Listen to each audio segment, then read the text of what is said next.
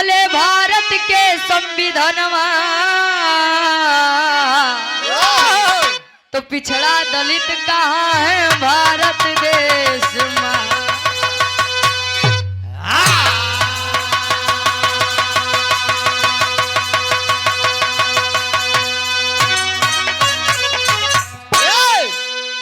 विरहा की कहानी के तनी आप सब समझिए। आसान और पूर्ण विश्वास बात कहानी समझ में जरूरी है। जब भारत देश हमारा 15 अगस्त 1947 को आजाद हुआ, भारत को अपने एक संविधान की जरूरत थी।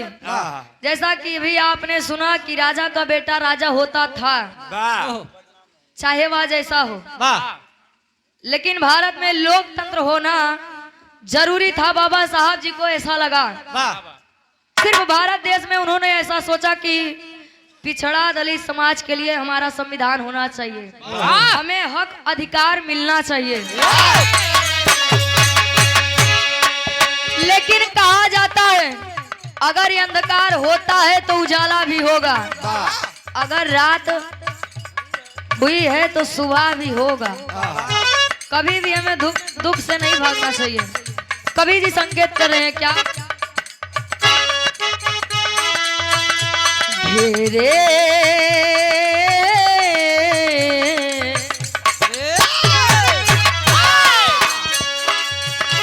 घेरे बदरिया दिन कर को परमान नहीं कम होता है। घेरे बदरिया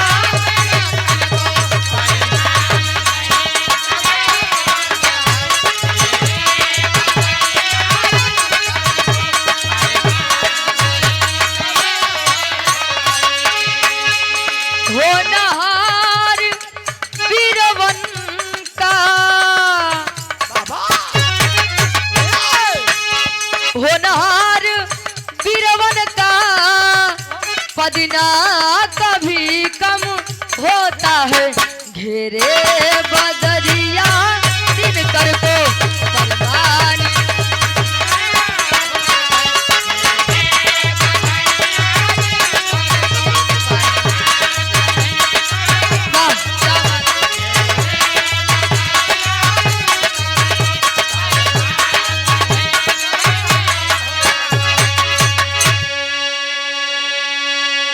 होनहार वीरवन का पदना कभी कम होता है। जो होनहार हैं, जिनके अंदर गुण है, उनका आज नहीं तो कल कीर्ति गवाएगा। विरहा की कहानी की शुरुआत यहीं से वाकई से।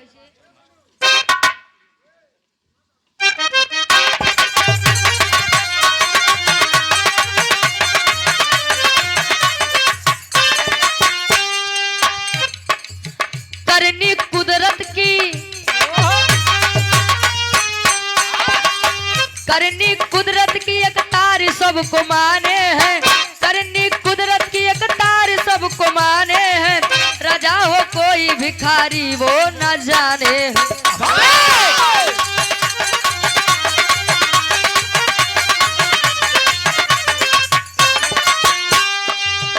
ईश्वर के घर से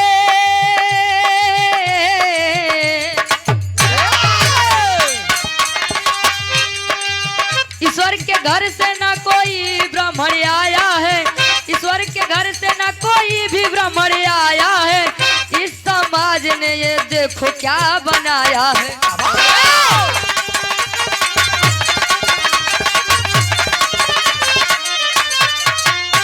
है लाल लहू सबका ना नीला काला, है लाल लहू सबका ना नीला काला। इस समाज का तोड़ो यक कंठीला।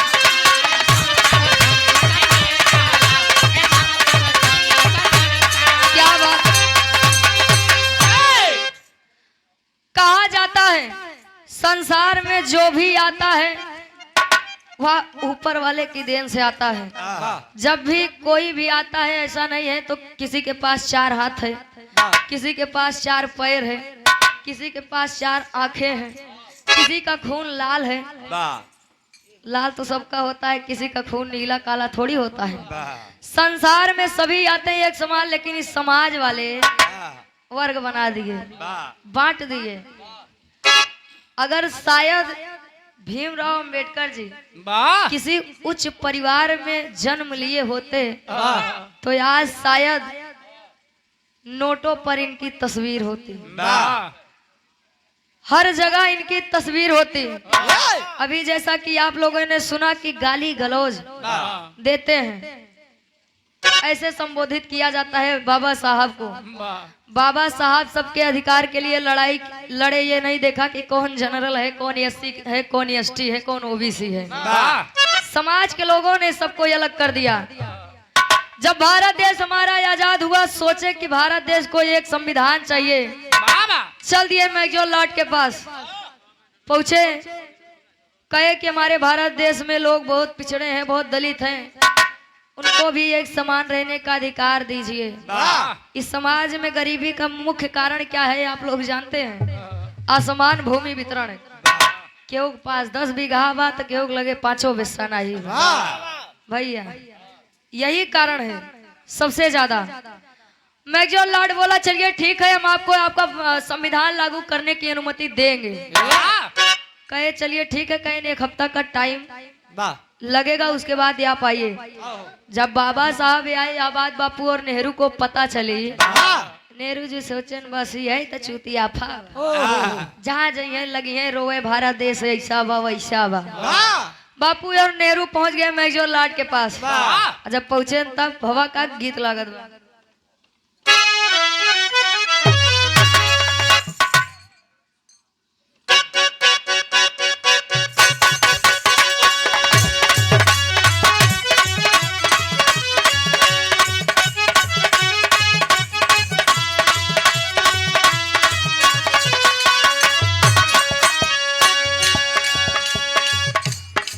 दुलही कहे देखा प्रेम ऐसा चीज है कि अगर ओकर आदत लग गए तो जान लो छूटे वाली। पहले के बीमारी खतरनाक रही टीबी कैंसर, लेकिन अब वाली प्रेम रोग जेकरे धैली तो जान ले इलाज, या तो जान ले या तो जान दे।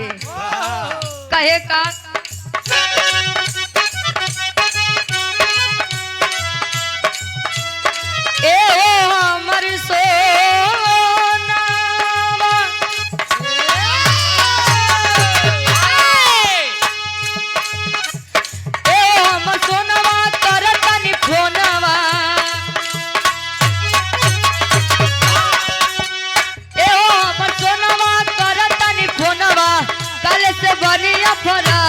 तू ही लगवल हो बारू, इतना एंटरटेनमेंट खातिर। लेकिन बाबू और नेहरू कह रहे हैं का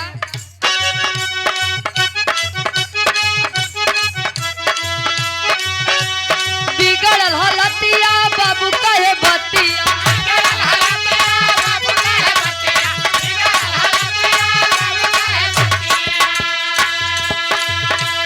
बिगड़ल हलतिया बाबू कहे बतिया, सोनवा के चिराई हमारा ये भीम गलती हो कैले, ये भीम गलती हो कैले, चलो हम देखा दी सरकार ये भीम।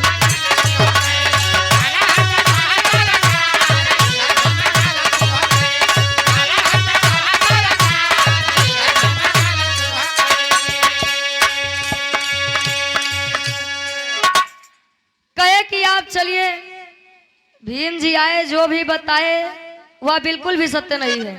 आप चलिए भारत देश में देखिए, अगर आपको कहीं लगे कोई पिछड़ा है, दलित है, अछूत है, तब आप भारत देश को संविधान दीजिए, अन्यथा मत दीजिए। कहे चलिए ठीक है हम आएंगे। उतनी बात कही के दोनों जने फिर लौटिए भारत देश में। संगठन बनाए के लगे साफ सफाई करें। जब साफ सफाई करें तब गीत बदलिए।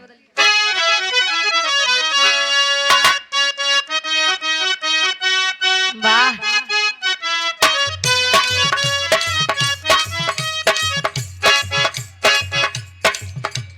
चूड़िया चट चट तोरला हमारे नरम कलैया मरोड़ के मनवाए राजा।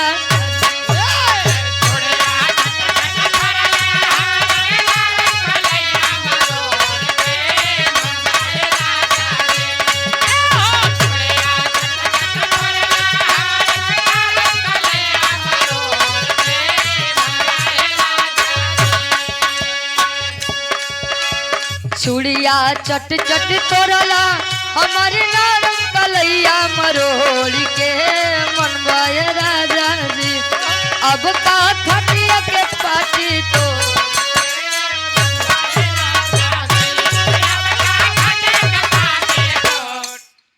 भाव पे गौर करिए आप सब। बापू और नेहरू कर क्या रहे हैं इस भारत देश में।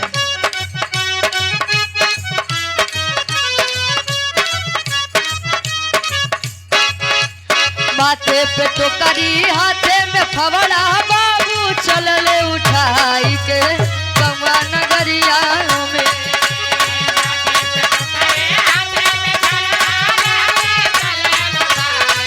क्या बात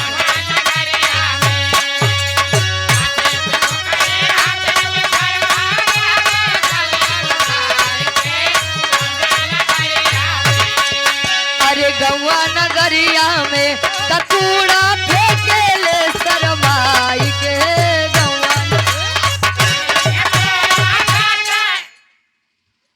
पहुंचे भारत देश में साफ सफाई किए। धीरे धीरे समय ऐसा हुआ कि नाई जनात भाई यही रे चमार आई पास ही मतलब हाँ ये लोहार ये लोहार नहीं जनात बा कौन घर पंडित के बा कौन सूदरे के बा नहीं जनात बा। मैगजॉन लॉर्ड को बुलाए। जब आया देखा कि भारत देश एक समान सभी एक बराबर जैसे हैं। कहे मतलब अंबेडकर जी हमसे झूठ बोले कि हमारा भारत देश गरीब है, यहाँ तो कोई गरीब नहीं दिख रहा है। भीमराव अंबेडकर जी को बुलाया गया। जब आए सारी बात देखे कहे वाह इसी समाज इसी देश का नमक खाकर इसी से गद्दारी कर रहे हैं आप लोग। मैगजॉन लॉर्ड अंबेडकर जी को डांट लगा रहा है। अंबेडकर जी कहे साहब आप भारत देश का संविधान मत दीजिए, लेकिन उसके पहले हम आपको कुछ दिखाना चाहते हैं। कहे का गांव के बहरेली आई गए ने कुटीर है, झोपड़ी थी, उसी में से बोले कहीं बिहार से कैदा कि एक लोटा पानी पियाई दे। मैगजॉन लॉर्ड बोला कि कोई है इस घर में, कोई है जो भी हो हमें एक लोटा पानी पिला दीजिए, जल पिला दीजिए। उतने तो दादा निकले। जब ऊपर से नीचे तक देखे समझिए कि कोनो विदेशी बाबू है। जाके कह रहे हैं टेरी के भाव में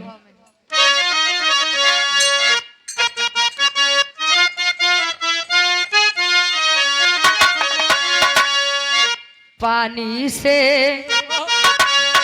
पानी कैसे बची है, अरे पानी से पानी कैसे, अरे पानी से पानी कैसे बची है, पानी पिया के बची है ना जिंदगानी, पानी से पानी कैसे बची। कहे कि अगर हम आपको एक लोटा जल पिला देंगे तो शायद हम कल का सूरज न देख पाए। बाबा साहब वहीं खड़े हैं, सोच रहा है वह मैगजॉन लॉर्ड कि आखिर पानी पिलाने से कोई कल का सूरज कैसे नहीं देख सकता है। कहे नहीं आप हमें पानी पिलाइए। कहे नहीं हम ही समाज के अछूत दलित गरीब लोग हैं, अगर यह बात उच्च वर्ग के लोगों को पता चली तो शायद हम कल का सूरज ना देखें, मार मार के हमें मार दिया जाएगा। वह समझ गया कि गद्दारी बापू और नेहरू जी द्वारा हो रही है।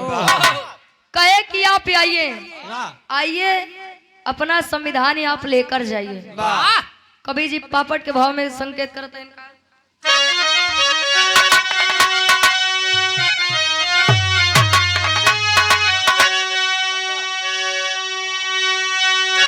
वाह कहे का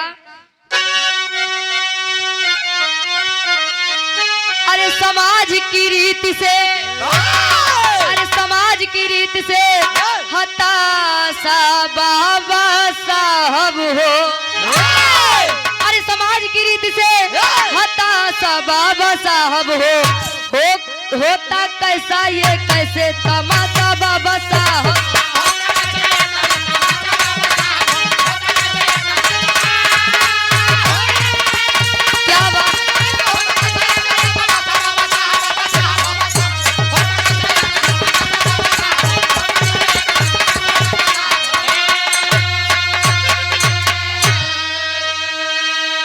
जाति पाति हो धर्म कर्म के पक्का रहे विरोधी हो।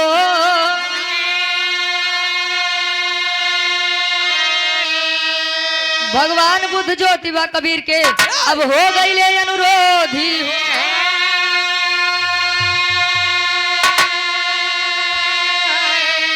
अरे शिक्षित संगठित संघर्ष के, अरे शिक्षित संगठित संघर्ष के अब जिज्ञासा बाबा साहब हो।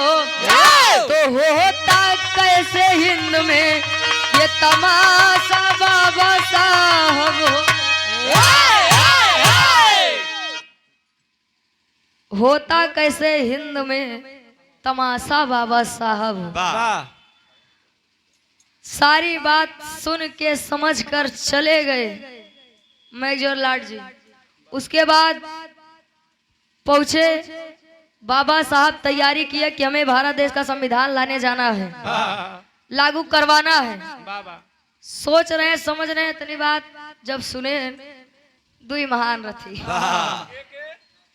बापू जी और नेहरू जी जब यह बात सुने तो प्लान बना लिए, तरकीब सुझाव बनवत है कि आखिर कैसे रोका जाए। आल्हा के भाव में कवि जी संकेत करें।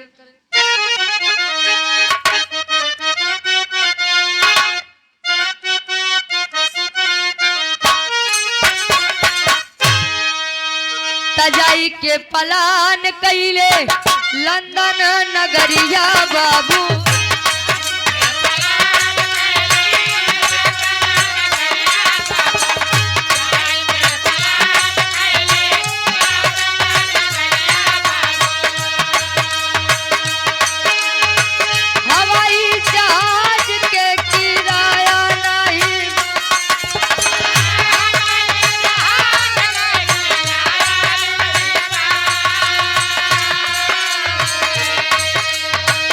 बापू और नेहरू कैले फिर से बचनिया बाबू।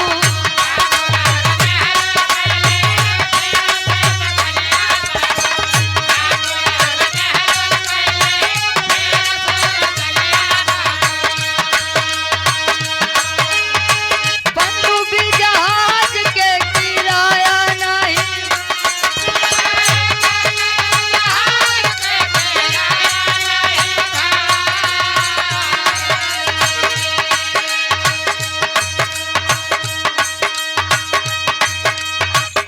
जाई के घाटावा पे देखले जहाजिया भैया।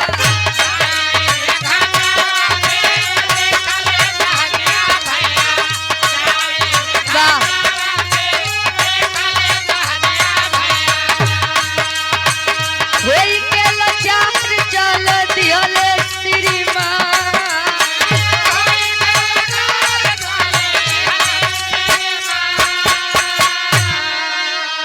आप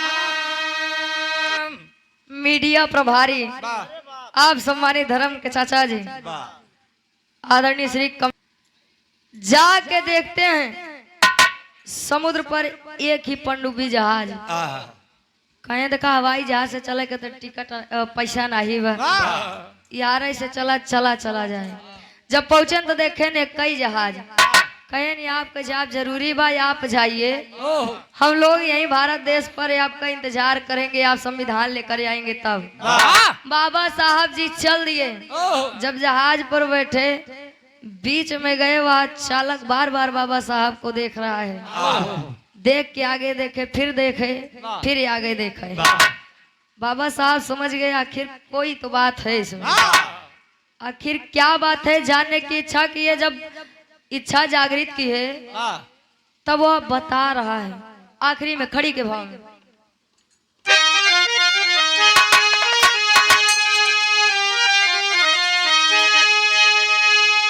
अरे रोवे चालक बाबा से,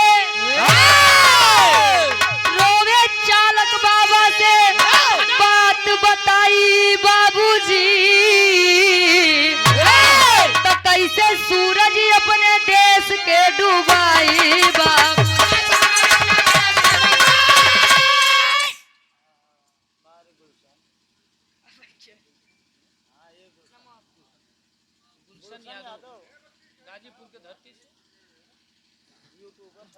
आप परम सम्मानित परम सदय धर्म के बड़े भाई आप गुलशन यादव जी यूट्यूबर साथी ये भैया जी के द्वारा 100 रुपए का महान आशीर्वाद सुंदर पुष्प पंखुड़ियों में गुथा हुआ हार गाजीपुर की पावन धरती से आशीर्वाद के चाह रही कहे का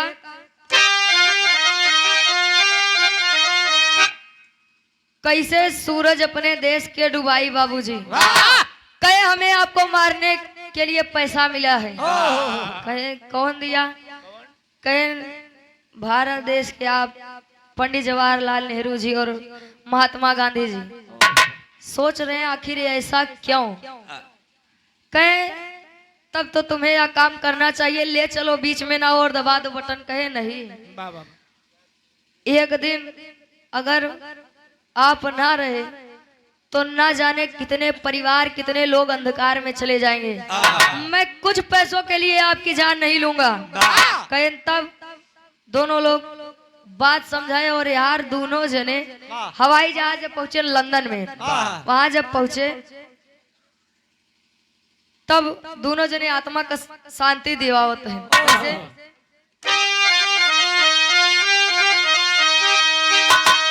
आत्मा के शांति जाके कोर्ट में दिवाए हैं देखे मैं लॉर्ड पायलट साथ संगे आए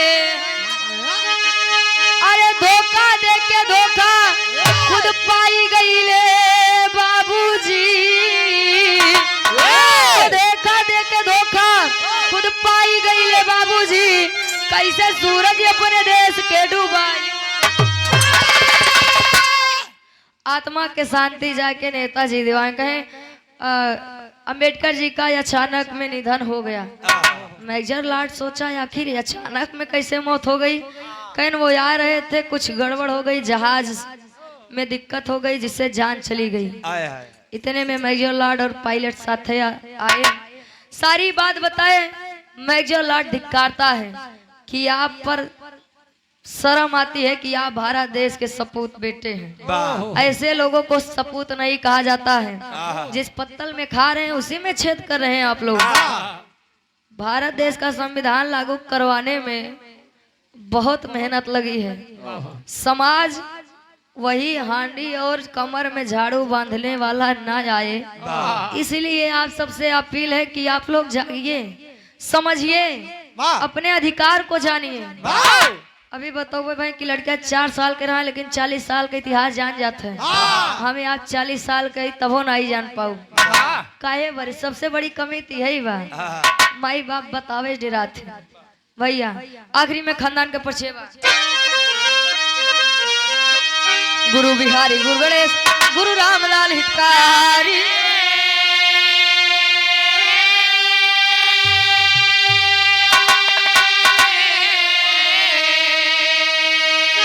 अरे स्वर्ग बसे चंद्रिका कवि राधे श्याम जी बने पुजारी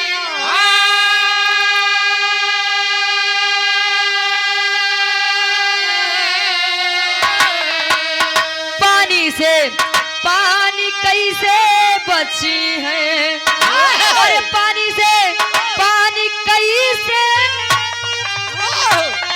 पानी से पानी कैसे बची है शंभू कभी रुचि गीत जमाना गई है।